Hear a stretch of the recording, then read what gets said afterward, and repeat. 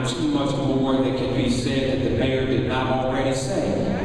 I felt like I should just come up and do a benediction and go straight to the panel. But I am appreciative to the Knight Foundation, to those of you that found it not robbery to come and support one of the many brothers who thought that it was necessary to express what it is that they're doing, why they're doing it, how they want to do it, and the impact that they want to make. And I think that it is a bold proclamation when you say you want to do a celebration and action summit, because seldom do we do both at the same time. A lot of time it is a celebration, and too often it's not an action summit. And so what I want to do, because I think the mayor made it very clear, is that where in the hell is the press? Because if there were 1,000 men that proclaimed they wanted to rob somebody, or 1,000 men that proclaimed they wanted to do a flash mob, or 1,000 men that said they wanted to raise Cain, or 1,000 men that said they were going to do something negative, the media would be waiting for them to show up. But you come out to acknowledge those that say, I want to do more than what's average, and you can't get anybody to come because it doesn't sell papers. But let me say something. I remember growing up in Cleveland, Ohio, and growing up in St. Mark's Presbyterian Church. And St. Mark's Presbyterian Church, this all-black Presbyterian church, there were some old folks. And there were some old folks that loved young people. And whether it was a track meet, or a spelling bee, or a science fair, whether it was the fact that you didn't miss any classes, or the fact that you got all C's because you had got all F's on the report card before, or whether you were on the honor roll, or whether you just showed up for church when other young people didn't, the elders in that church made young people feel good about being who they were. And the problem that I have in 2011 is that we keep waiting for people to honor us who never will, instead of lifting up and honoring ourselves in a way that affirms who we are with each other.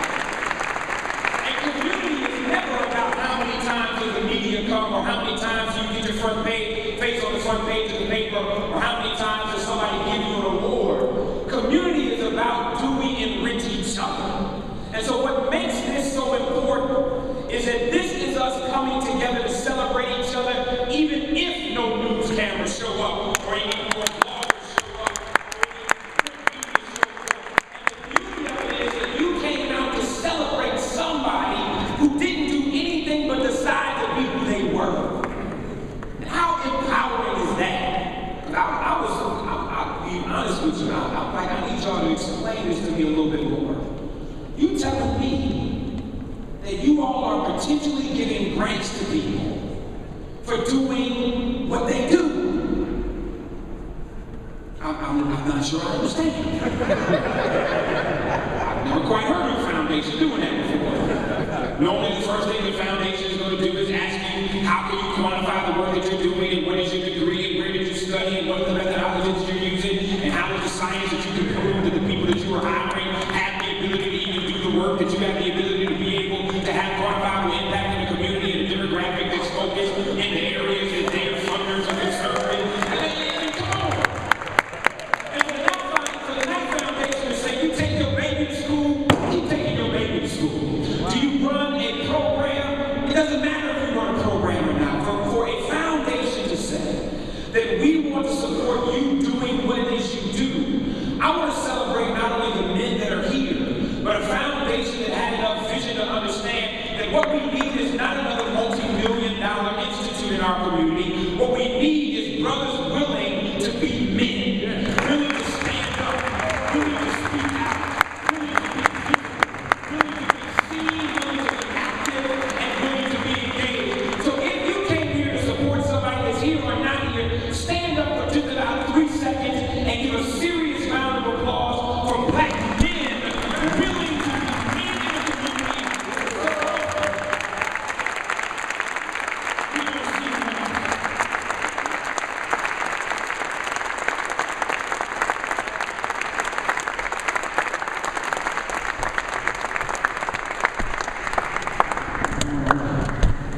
Now we got the action part. And the action part is sometimes a little bit harder. Because even as we celebrate, there is work to do even as we walk outside these doors. And I thought that it was interesting that this is the BME initiative. Because not only is it an acronym for Black Men Engaged, but it is a proclamation.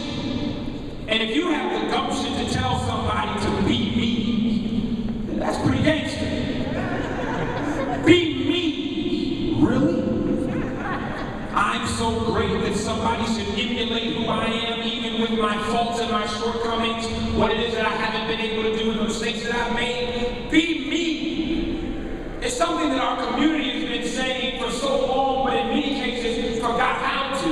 And because so many black men forgot how to say be me, black boys are looking to people who aren't only not saying be me, should be saying don't be me.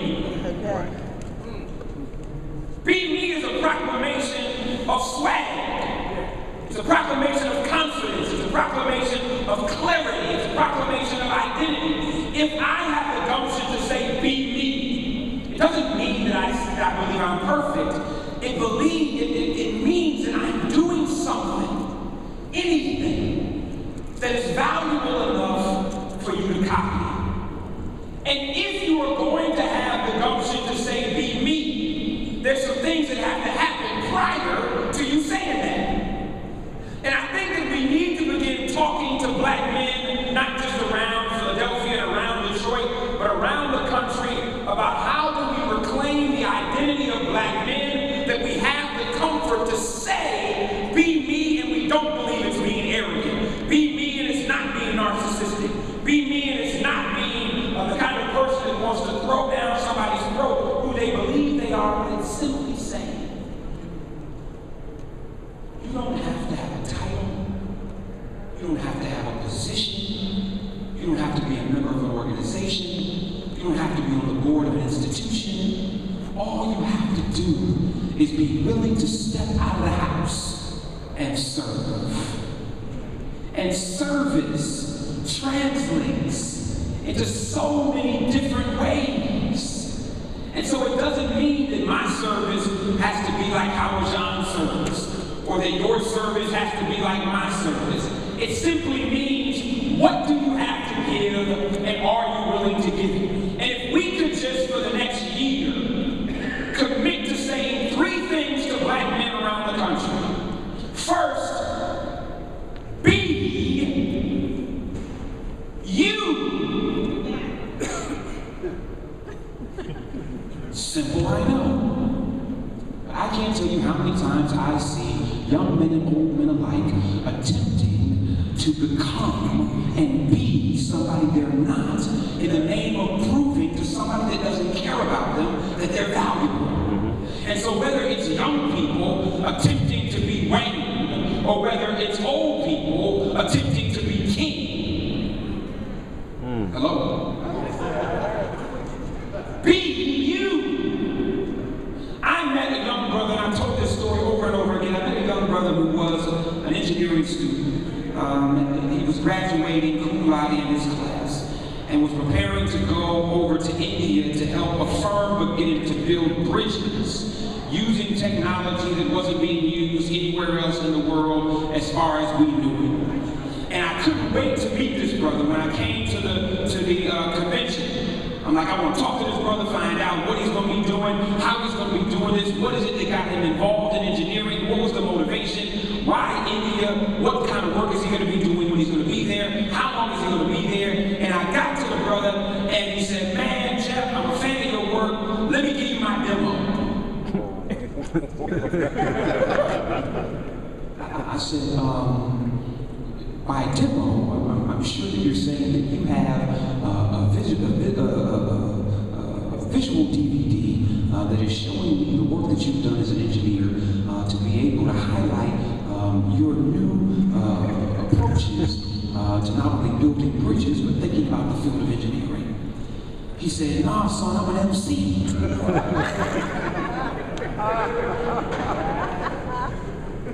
And I had to pause for a minute and say to myself, wait a minute, let I said, I need you to stay here for just about 15 minutes so I can go listen to this so that I can be sure about what I'm going to say to you next. And I don't want to say what's on my heart right now before I listen to this because I may be a bit presumptuous and we may go down the wrong road. So I'm like, is that cool? He said, man, I'm going to be here all day. I'm like, bet, just wait a minute. I'll be right back. I went to my computer, I plugged it in, and it was whack. It's terrible. The beats was horrible, the mix was horrible, the rhymes was horrible. It wasn't creative, he didn't have no flow, it wasn't original, he didn't even have a good voice on the mic. It sucked.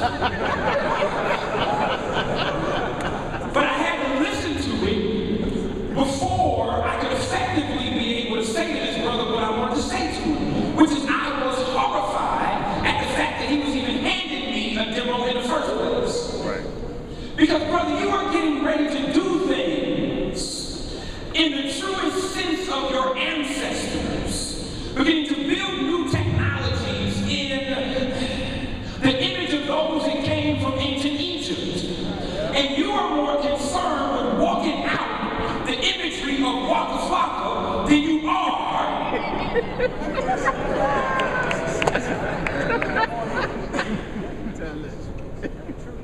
Be you. Do you understand, each and every one of you in here, male or female, that you were created by a creator, regardless of what you believe that creator to be able to contribute to a universe that's in need of brilliance and genius that only you have the ability to give. And if for a moment, please don't clap, just listen. Please don't clap, just listen. If you for a moment would just begin to value the very unique creativity, vision, gangster, creativity, thought process, methodology that is in you and only you, then you would understand that just waking up in the morning, walking outside, embracing people, doing what you love to do is a contribution to the universe. But the moment you begin to negate the very importance of who you are, to attempt to be a mediocre carbon copy of somebody mediocre, you've already taken away from the universe that which you owe the universe for the ability to be able to wake up in the first place.